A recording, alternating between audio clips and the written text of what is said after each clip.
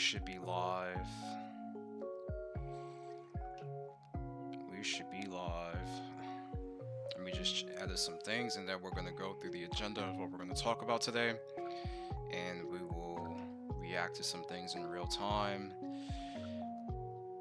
So let me do some things really quick and then we'll get to it because we have a lot to talk about today. Some very, very nice topics to talk about today. Some coverage, some analysis. It's another Yap session for you guys where we're going to be talking about a lot of different things. So I hope everybody is ready and prepared for that.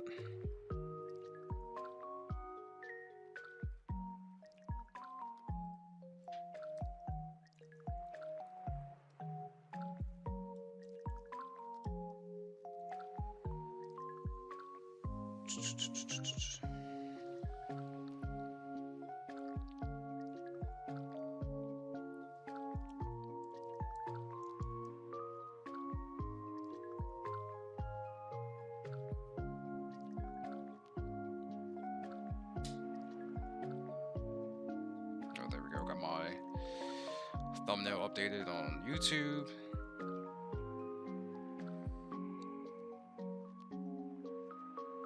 Let me do one more thing for the YouTube stream. You know what I have to do? I have to actually start editing my defaults. The defaults of my my description for my videos and my live streams because I do it manually all the time. And it gets annoying, like every single stream and every single video I upload, I have to manually edit my description. Like I have to actually tweak that myself. So I got some back end things to do, but it is what it is. It just gives me something extra to do when we're starting the streams. And then obviously, due to the nature of these particular streams that we're doing, which is going to be a lot more frequent of like the yapping and me covering stuff outside of videos, because I'm going to record a video after this, pretty much summarizing some of the stuff I'm going to be, well, pretty much summarizing some of the stuff that I'm going to be talking about during this stream. I'm going to have a video come out probably Monday, because today I can just do a little bit of a stream. I'm probably going to play Battlefield later, stream that for you guys, and then what else? And then yeah, Sunday I'm just gonna chill and just watch basketball and stuff like that. But we're growing slowly but steadily. It's pretty good. We're increasing the subscriber count steadily, as well as the viewership. The viewership is starting to be a bit more consistent. So, and the good thing about me doing this is that I get to clip it up and post it on TikTok. So that's a positive. So what's on the agenda today? We are going to be talking about the Steam machine today. We're going to be talking about the hardware announcement from Steam and giving you guys my coverage and analysis on that. And then I'm going to have a video on that later on. We're going to talk about Black Ops 7. The game just recently launched to some abysmal numbers. So we'll go into that as well. And then we're going to talk about some specs. We're going to react to a couple of other videos and announcements that I've seen on the timeline and stuff like that. So we have a good amount of stuff to talk about today. It's not going to be a super lengthy stream, but it's going to be good enough. And then after the stream, I will add timestamps to the description so that it's easier for people to navigate if they weren't able to tune in live. And then I'm going to create a playlist for this as well. So pretty much Saturday Yap session. Hopefully everybody's weekend is off to a great start. Watched the Knicks play the Miami Heat yesterday. That was a pretty good game. Wasn't able to catch the Spurs Warriors game because it was getting late. Like when you're on the East Coast and it's a 9:30, 10 o'clock game and the game runs until almost midnight, I can't do it. Like I gotta get my rest. But yeah, went for my morning walk, made some breakfast, and now we're ready to just sit here and yap to you guys. So let's talk about it. This week we had a huge announcement from Valve. They announced the Steam controller. They announced the Steam Frame, which is their new VR headset, as well as the Steam Machine. And the Steam Machine It's very interesting. A lot of the conversation that's happening around this right now on social media and the timeline. Some of the things I've been seeing. A lot of my analysis of this is going to be about covering the specs. Where does it fit in regards to how it's going to compete in the market against things like an Xbox or PlayStation, right? As well as the capabilities of this machine. What can you what can you realistically expect from a device like this relative to existing hardware that's in the market right now, and where can it be priced at? Because the pricing is going to be very interesting for this device right here. So initially, my opinion of this device is when you look at the specs of this, right? It's a small form factor PC essentially, right? It's essentially a small form factor PC that's custom made, has some custom hardware inside there. So they have a custom GPU, custom CPU, and everything like that. Much unlike how you would see from the console side of things, where they have the PC hardware, but it's custom made and tailored for the form factor that they're going for, which is meant to be something that's being put inside the living room. So one, it looks great. Like it looks very simple, minimalistic. You put that in the living room or you put that in the bedroom, and it's not really gonna stand out too much. It's just a box, right? So it's a very small cube-like device, a compact PC, as you would see with people doing something like a mini ITX build, a small form factor build. And for some of the people who are detractors of this device, saying why don't you just build your own small form factor PC, you have to understand that there's a huge market of people out there who are looking to get into the PC space and are looking for simplicity. So if you can provide them a very simple, tailored solution to get into the PC ecosystem, a device like this, Steam Deck, and a lot of other devices are very good for that, right? So it's running Steam OS, it's not running Windows. You don't have to manage too much in regards to a software standpoint. And there's a lot of great coverage about Steam OS and how much more efficient it is versus Windows, which is great. And you're going to have Steam Machine, Steam Deck verified games for Steam OS, which is great because you're going to have a specific optimized version of the game for that piece of hardware, much like you see with console, right? So it's going to make things very simple. It's going to make things very streamlined for a lot of gamers. And this is, I think Tom from Moore's Law is Dead said it correctly, and I can pull up his tweet really quick. Let me pull up a new tab because he had a video covering the specs of it, which I'm going to do as well. Give you some of my coverage and analysis on the specs.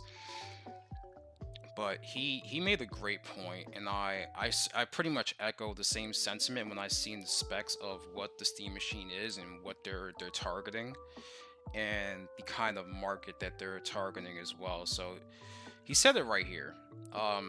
Exactly. The entire point of the Steam machine is to standardize entry-level PC gaming at a reasonable level of performance. I don't know if some tech tubers have become entirely out of touch with their free 5090s and six-figure incomes, but entry is not $1,000. I 100% agree with him on this. This is not meant to appease the enthusiast grade, high-end grade PC gamers. This is not what this machine is meant to do. This machine is meant to standardize what entry-level PC gaming specs should be, and that's going to help raise the bar of what minimum or recommended specs for developers should be targeting for PC gaming. That's what this device is meant to do. So I'm glad that there's people like him clarifying this, and there's other news outlets that are clarifying this as well. This is meant to standardize entry level. This is not meant to appease to the high end 5090, 4090, even 3090 user who is looking for high end performance. This is not what this is. So let's be very clear about that. And I also echo this as well. People are acting like the Steam machine is supposed to be the super powerful box. It's supposed to be around the power of a console while also resetting what the baseline of entry level PC hardware performance target should be. It's very simple. Um, and this was also a really good tweet right here, like highlighting the specs, right, of the Steam machine versus the Steam survey. So a lot of the information, the data that Steam is going off of is off of their own Steam hardware software survey, right? So they see what the majority of people on their platform is running because the majority of people who game on PC are using Steam. It's just synonymous with each other, right?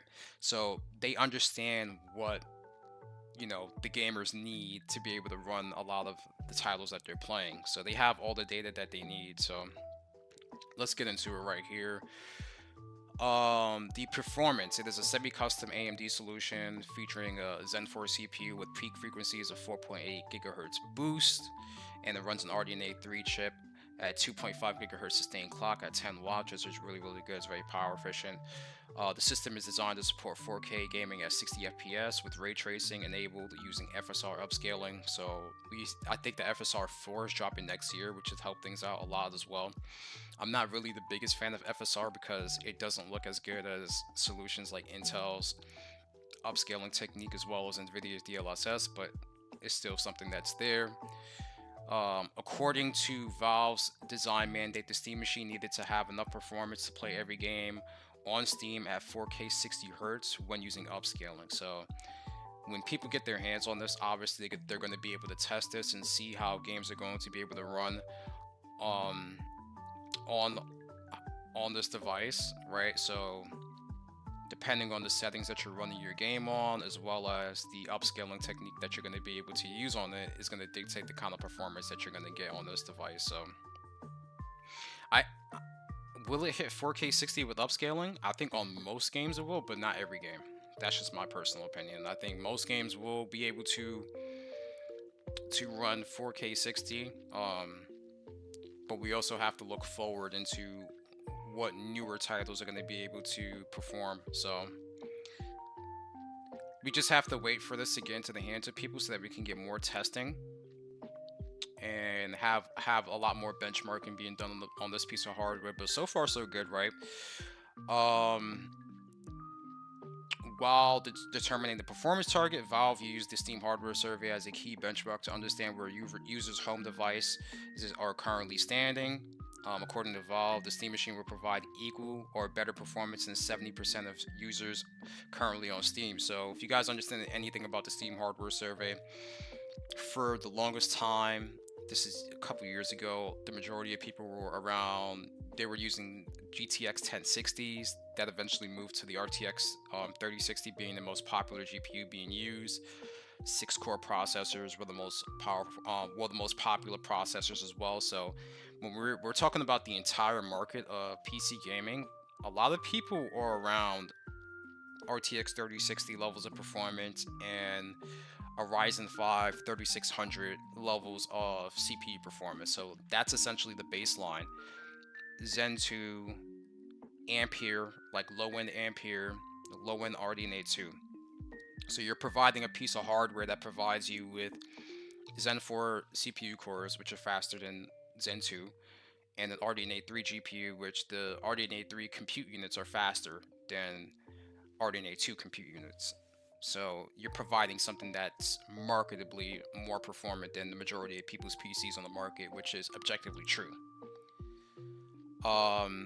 And right now they said that the GPU is equivalent to an RDNA 3 configuration. So we're talking about a Radeon 7600M, so the laptop GPU of the 7600M, and you guys can also see this right here. I have this pulled up on Tech Power right here, and it pretty much lines up, right? Like 8 gigabytes of GDDR6. I think that the compute units of the Steam, how many compute units does this machine have? I have to scroll down for this. Yeah, 28 compute units, and the laptop 7600M has 32. So it's essentially a cut down version of the laptop 7600M. It's essentially the laptop GPU being put into this. It's just a slightly cut down version of it. And you guys can see right here around like what kind of performance that you're getting. You're getting essentially around a GTX 1080 Ti card inside this machine, slightly above an RTX 3060 12 gig, right? And this falls in line exactly with what they said about the Steam hardware survey, where the majority of people who are running graphics cards are around an RTX 3060 level. So you're providing essentially what is the baseline of what gamers are running on Steam. So that makes 100% sense. And then you guys can see right here, semi-custom AMD Zen 4, 6 cores, 12 threads. The thing that does concern me is the 8 gigabytes of GDDR6 VRAM. I would have honestly expected them to have somewhere around 12 gigabytes, but it is what it is. This is the only thing right here that was like, you should have put more VRAM in it, but whatever.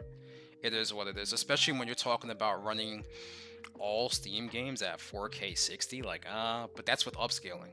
Let's be specific, that's with upscaling, so we'll see what happens with that.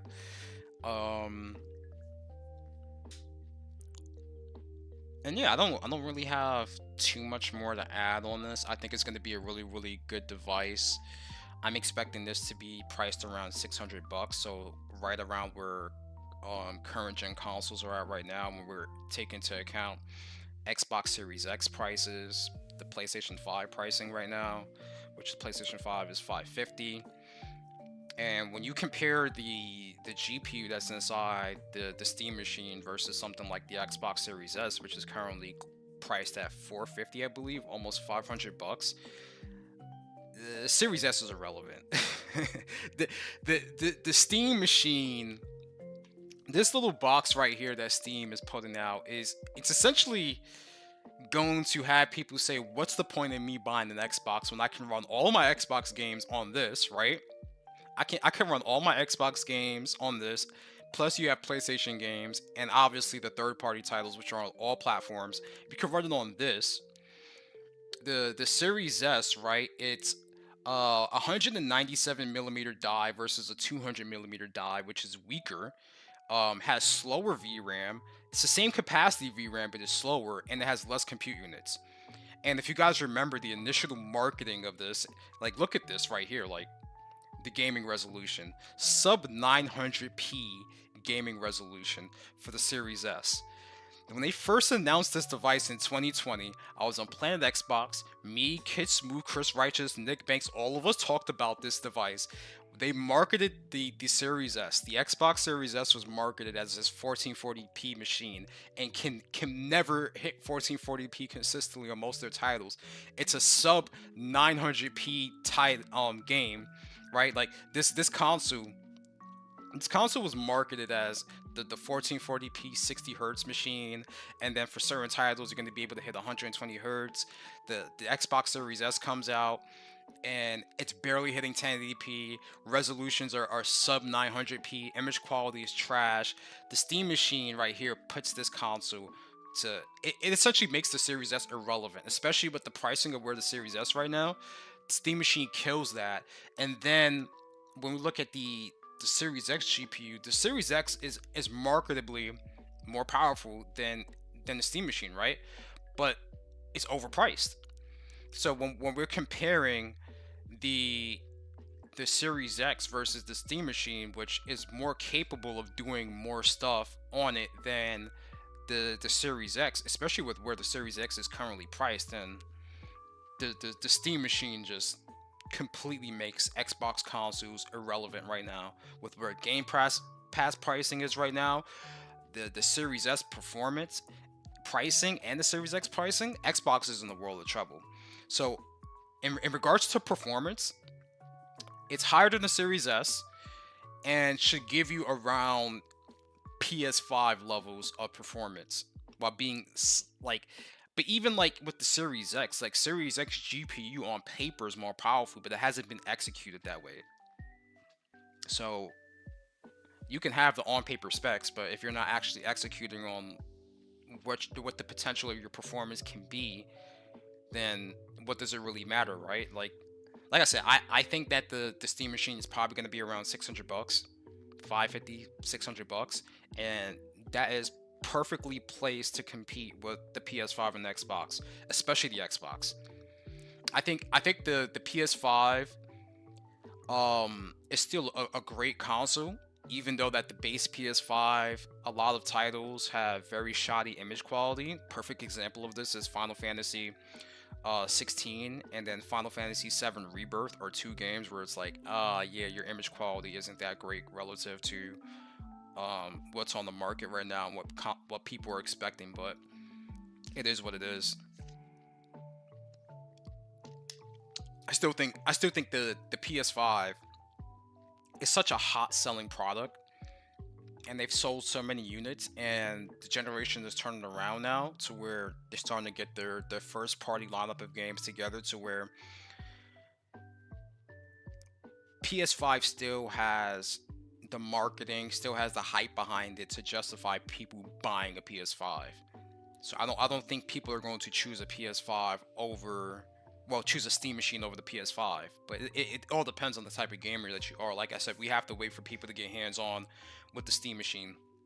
So that's pretty much it on the Steam machine. My thoughts on it. I think it has a lot of potential. We'll see how it's going to perform in the market. Is it going to sell well? I think it's going to sell well. Now, relative to consoles, who knows? But what we're talking about in the PC space, and we looked at something like the Steam Deck and what the Steam Deck was able to do, I think that this can be very successful for Valve as well.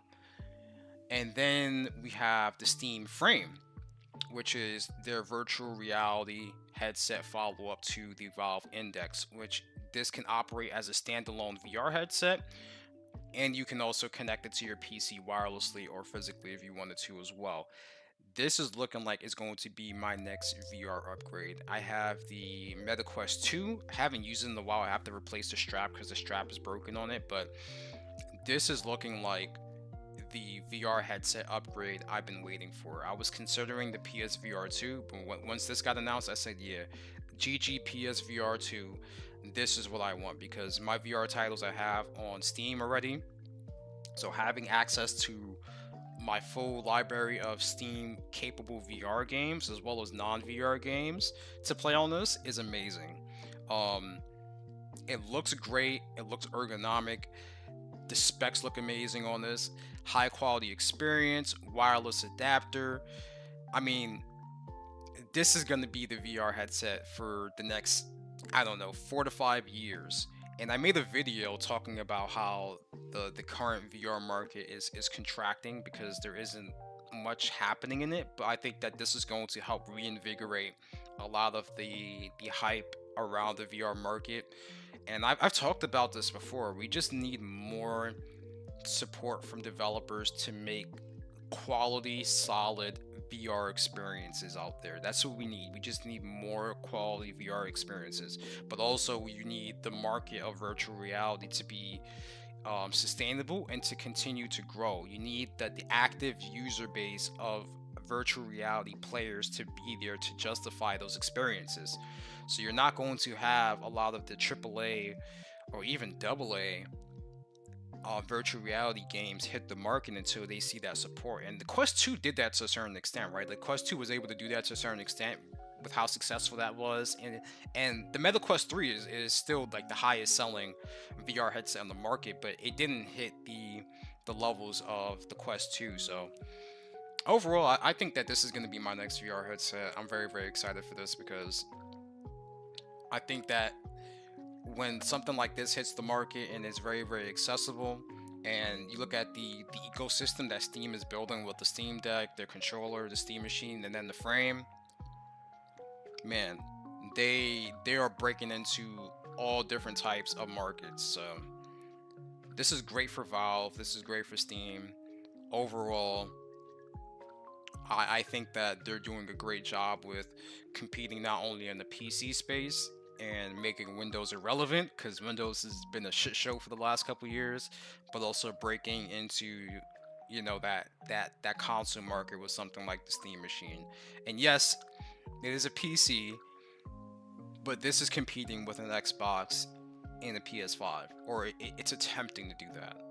And I think that it's going to do marketably better than what Xbox is doing right now because Xbox, the Series S and Series X currently can't even now sell the Xbox One.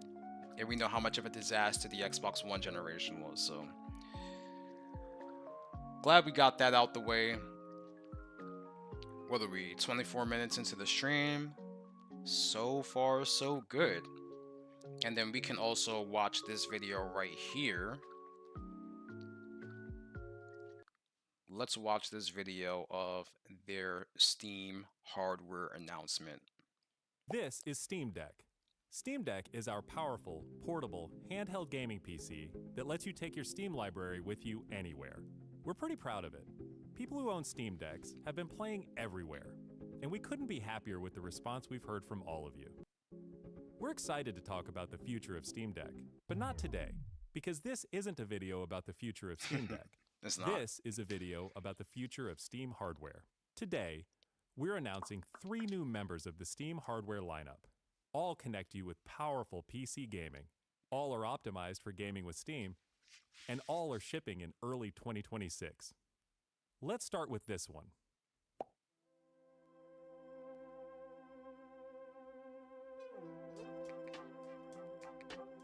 This is the new Steam controller. The new Steam controller puts all of your Steam games at your fingertips, so you can play wherever and however you want.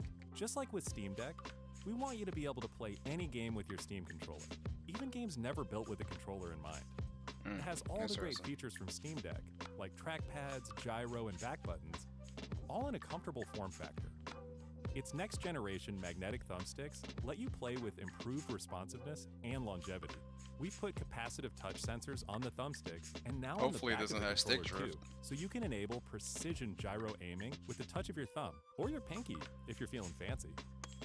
Play for way too long with a rechargeable lithium-ion battery that allows for over 35 hours of playtime. With Steam Controller, we want to make charging and wireless pairing something that's actually easy. That's why we created the Puck. The Puck is a combination wireless adapter and magnetic charger included with every Steam controller. Snap it on to charge. Once you're charged up, snap it off again. You can play over Bluetooth or a wired connection. Kind of reminds me of the charging station that you have to buy separately from PlayStation. Except this one's magnetic and it just snaps on and just charges. That's pretty good. I like that. That's nice.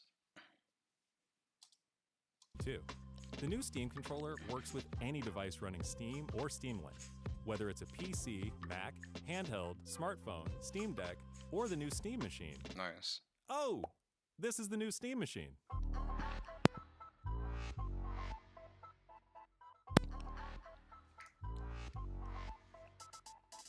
Steam Machine is a powerful gaming PC in a small but mighty package, designed for your games on the big screen.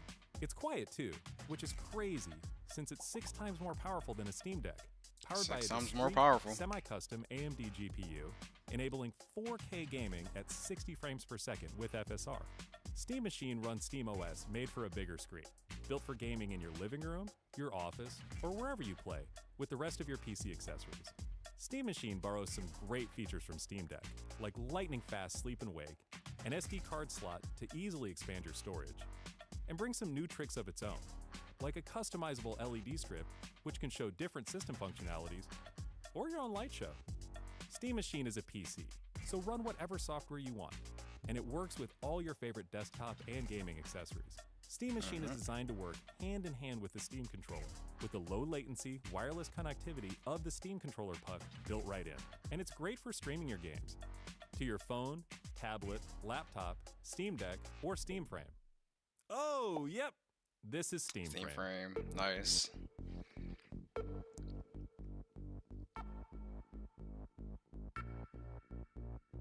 Steam Frame is Valve's next generation VR hardware. Stream all your Steam games, VR and non-VR alike, in this comfortable, lightweight, wireless VR headset. Steam Frame uses camera-based tracking, so getting into your games is as easy as slipping on the headset and waking it up. Steam Frame controllers, included with the headset, are designed with all the inputs you need for your VR titles, like motion controls and capacitive tracking for all your fingers, as well as a split gamepad layout to work with your whole Steam library. Alright, so we're not going to get too deep into that, but we pretty much get the point. They have a whole new slate of hardware coming out early next year, which is going to be great.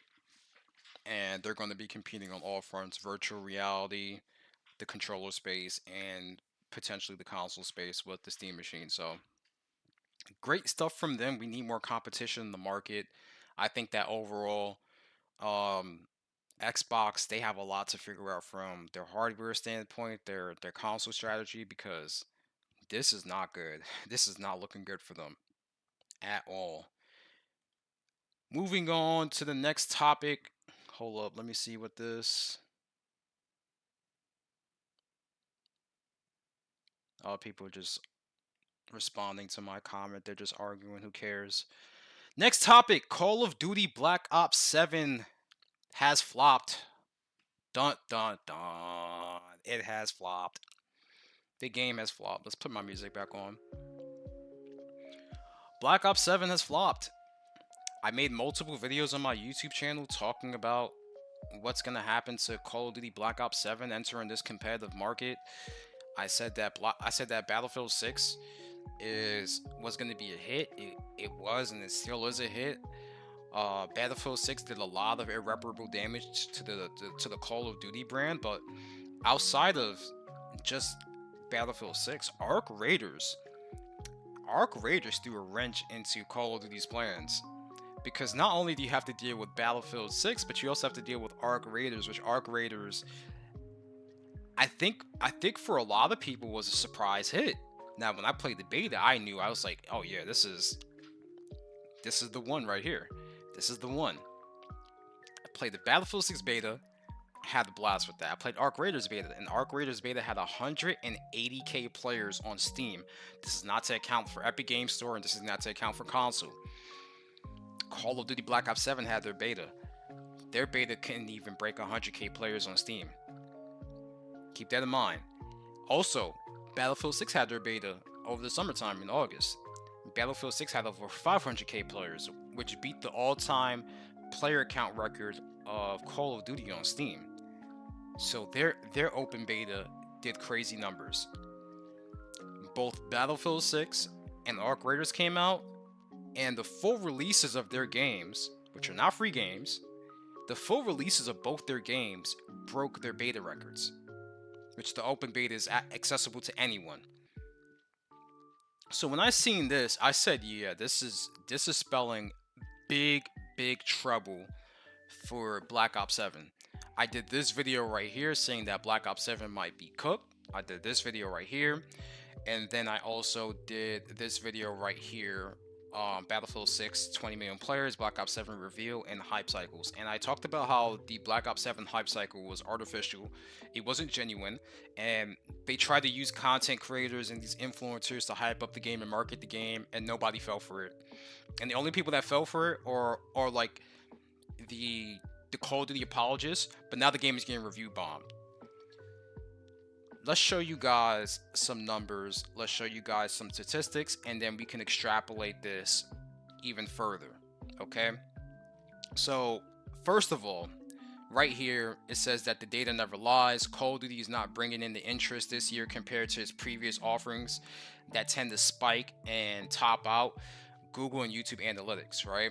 You can see how dominant COD has been in the past and how it is now. Each spike is a release date, season, Warzone, blackout, or something of importance. Now, look at this. The interest over time, it was dwindling. Then around this time, beta, I believe, and then boom. So you can see that the blue line is Battlefield, the yellow line is Arc Raiders, and the red line is Call of Duty. Call of Duty has flatlined.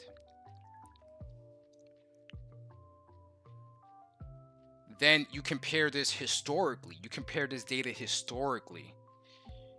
Because Arc Raiders never existed during that point in time. You can see that historically, Call of Duty has always had more interest than Battlefield historically, and had higher peaks and more sustained interest over time than Battlefield. Now you can see that the tables have turned, and now we have a new, essentially a glitch in the matrix with a game like Arc Raiders. No interest at all. Like, nobody's talking about the game. Beta hits, and then boom, just laps Call of Duty, surpasses them.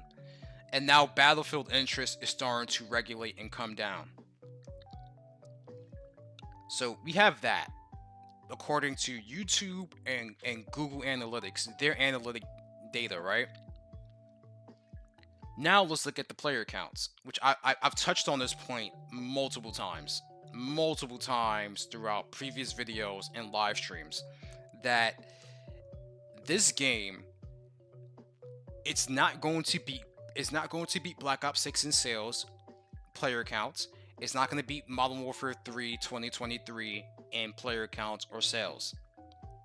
So the game came out a day ago and couldn't break 100k players on Steam. Can't even break 100k players on Steam. So the game on Steam can't even beat Arc Raiders beta numbers. And what's actually interesting is that during the beta of Black Ops 7, it had a higher peak than the full release of the game. The game flopped. Simple as that. Now, if you look at Black Ops 7 in the vacuum, if you take away all of the historical context, if you take away its competitors and analyze Black Ops 7 in the vacuum, then some people, it's amazing. No. When you compare Black Ops 7 historically to its own franchise, and then you compare it to what's on the market right now, the game flopped. It's not meeting expectations whatsoever. Look at Arc Raiders. Arc Raiders did not have nowhere near the amount of influencers and hype and marketing around this game like Call of Duty had, or even Battlefield. And it's performing better than both games in regards to player engagement and social media. And even Battlefield 6 is still sustaining its player base, 200k players right now, versus a Call of Duty which can't even break 100k players. So these two games just threw a wrench into what Black Ops 7 was supposed to be. And they're lucky that, well, at least Treyarch and Raven Software is lucky that GTA 6 got delayed until November of next year, because in May, that would have been another game that would have just completely plummeted the player counts of Call of Duty. Just plummeted. Now, Modern Warfare 4 with Infinity Ward, they have to deal with that game next year in November, which is crazy, assuming that the game doesn't get delayed again. So Call of Duty's cooked. There's a lot of people talking about the campaign and how bad it was. I said this months ago. I said Treyarch hasn't made a good campaign since Black Ops 2. Black Ops 3 was garbage. It was a garbage campaign. Black Ops 4 didn't even have a campaign. And then what else? You had Cold War. Yeah. Call of Duty, well, particularly Treyarch hasn't made a good solid campaign in years, as far as I'm concerned. Black Ops hasn't had a good story since Black Ops 2. So I don't know what people were expecting from the campaign. They didn't even want to give you early access to the campaign. And there was a lot of insider information talking about how bad the campaign was anyway. So I don't know why people are surprised about that whatsoever. That's not surprising. That's not shocking to me that the campaign was trash. What else do we have? And I said this, I tweeted this out. I said games like Black Ops 7, Halo, and Destiny 2 are proof of multiplayer live service games failing over time if you deviate from what made your franchise great. We hit on that point multiple times. This is just validation for me. This is just pure validation for me and many others in the community who've been hitting on this point for a very, very long time. We've been saying this for a while. Look at this right here. Call of Duty peaked at 86k concurrent players on Steam for the release day of Black Ops 7. 1 year ago, it was upwards of 300,000 for Black Ops 6. For reference, Arc Raiders reached over 400k today, and Battlefield 6 hit 271k. I mean, that's just more proof. I said Black Ops 7 wasn't going to perform as well as Black Ops 6, and Black Ops 6 lost all of their players. If you look at the chart of Black Ops 6 Steam historical player counts.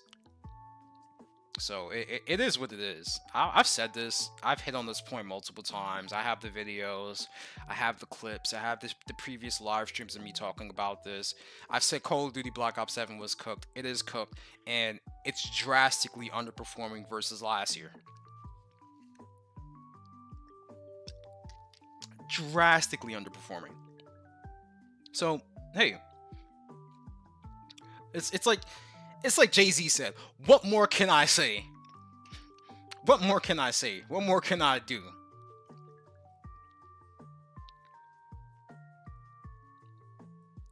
What more can I say? What more can I do? I was right then. I'm correct now.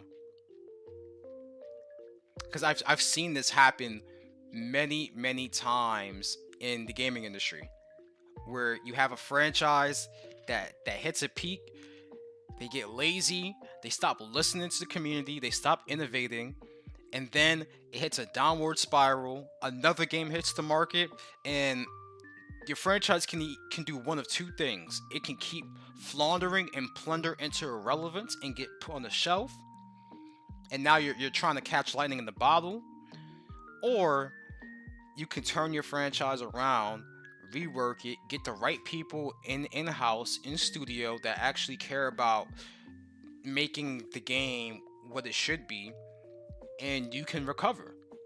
This happens in films. This happens in TV, in the TV industry, in Hollywood. It happens in music. It happens all the time. It doesn't matter if it's gaming. It doesn't matter if it's in Hollywood. It doesn't matter. Franchises, this happens to every single franchise. You have a golden era where you have all the interest. Then the interest starts to wane.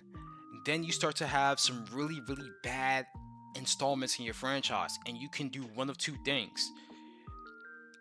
Your franchise can either pivot and recover, or it can stay in a rut and fade off into irrelevance, and nobody cares.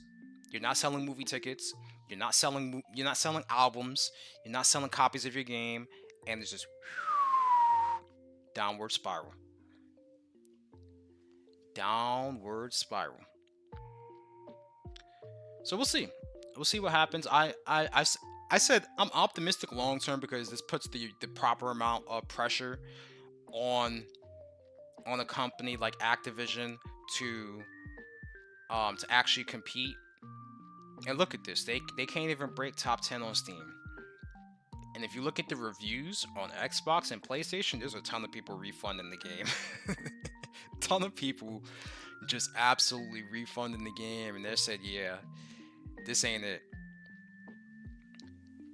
All right, I had a TikTok and a YouTube shirt that started to permeate on social media, and I like it.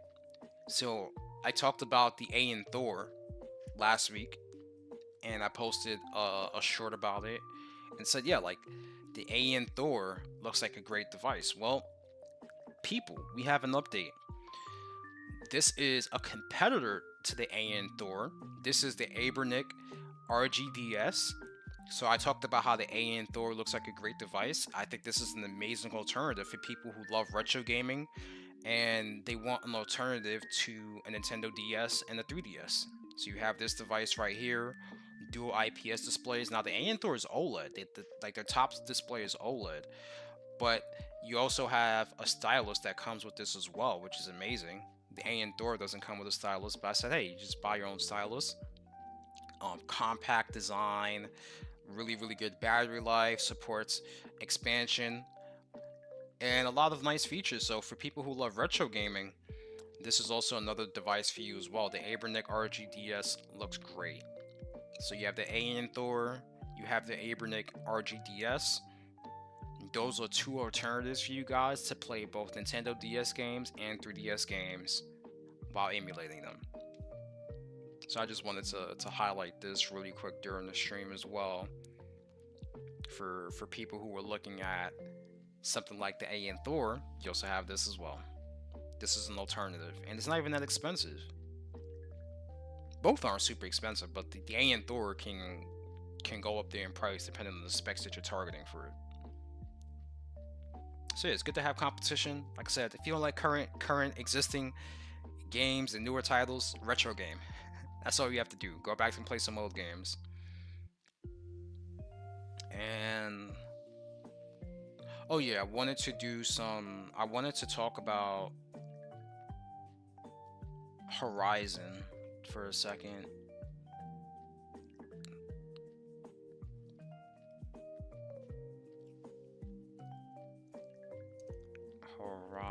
Horizon, Steel Frontiers, anything but any. Hey, they're doing anything but put their games on PlayStation. Anything but drop their games on PlayStation. I didn't even like watch it. I seen like on the timeline that they releasing some MMO Horizon games, so I was like, let me check this out because I did not watch the announcement. Oh, this is like, I don't know what's with YouTube on my laptop right now, but it's just like super choppy. I don't know if it's a Microsoft Edge thing or it's just YouTube in general.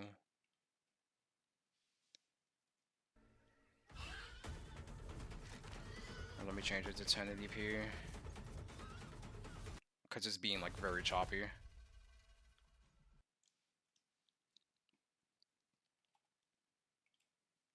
Or I could try Chrome.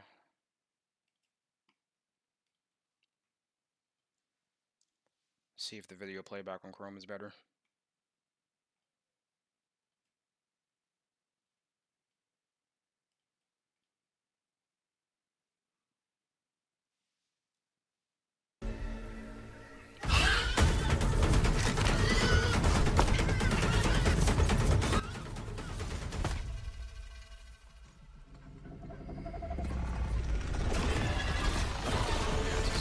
This is very choppy. I'm gonna have to figure that out later and fix that. I don't know if it's because I'm streaming and encoding at the same time. Actually, let me try something. Let me plug in my power adapter. See if that helps. And I can put my, because I'm streaming off my gaming laptop right now. I'm in the basement. I'm not streaming off my desktop. There we go. And I'll put my laptop in performance mode.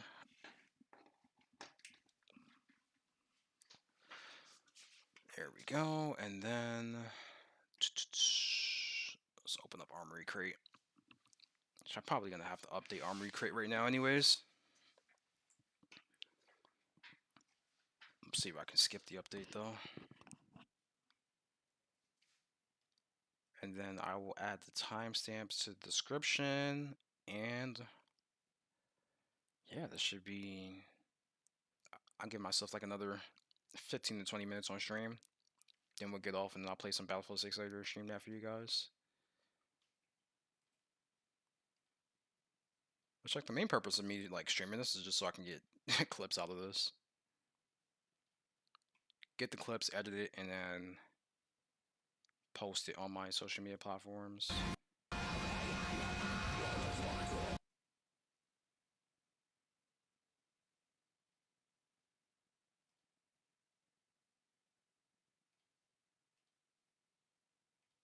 I don't know why Armory Crate is not opening right now. Right, there we go.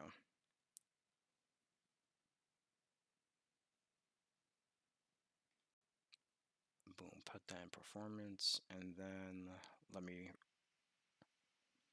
relaunch this.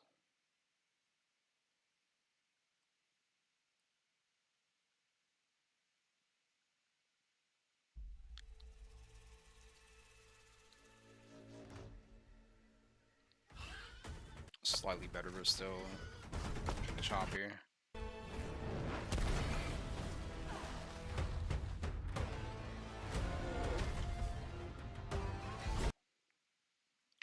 Well, the good thing is that Twitter is a great alternative as well.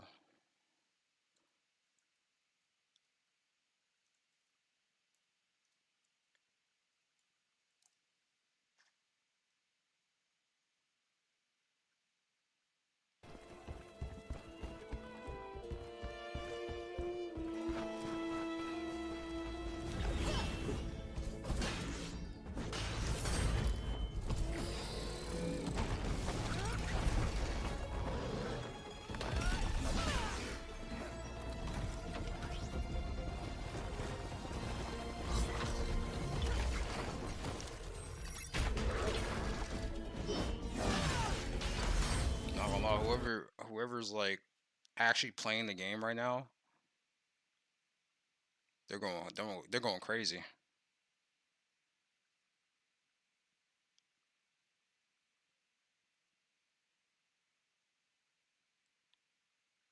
That's what they said. Horizon Still Frontier announced. An MMORPG set in Horizons will come on iOS and Android. Anything but PlayStation. Playable on PC. Yeah, it's playable on PC, but you have to use an emulator.